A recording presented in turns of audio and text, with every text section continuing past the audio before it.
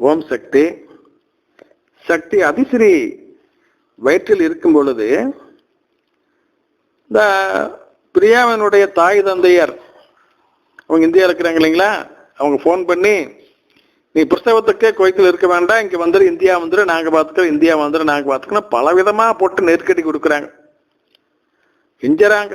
ஆனால் பிரியா பிடிவாதமாக இல்லை, நான் குவைத்தில் தான் பிரசவம் பார்த்துப்பேன், அம்மா பார்த்துக்கு அப்படின்னு சொல்லிட்டு போகாமல் இங்கே இருந்துக்குது.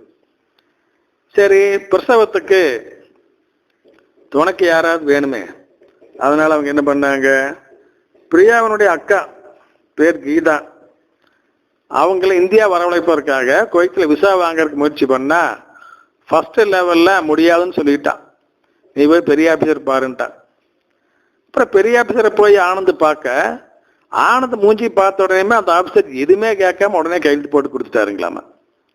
அப்புறம் அவங்க சுலபமாக குவைத்து போய் சேர்ந்தாங்க. அங்கே போனவனால தான் என்ன கதைங்கிறதே அவங்க சொல்கிறாங்க.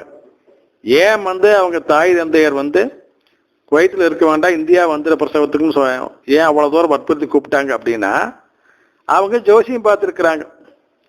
அந்த ஜோதிடர் சொன்னாரா, இல்லை கெட்டிக்காரர் தான் சொன்னாரா, என்னென்ன இப்போ உங்கள் மக பிரசவத்துக்காக காத்திருக்கா இல்லைங்களா, இது கண்டம் அப்படி இருக்குது, 2 உயிரும் செத்து போகும் அல்லது குறைந்தபட்சம் ஏதாவது ஒரு உயிராவது இறந்துவிடும், 2மே உயிரோடு இருக்கும், 2மே பிழைக்கும், எல்லாம் கேரண்டி சொல்ல முடியாது அப்படின்னு சொல்லிட்டாருங்களா.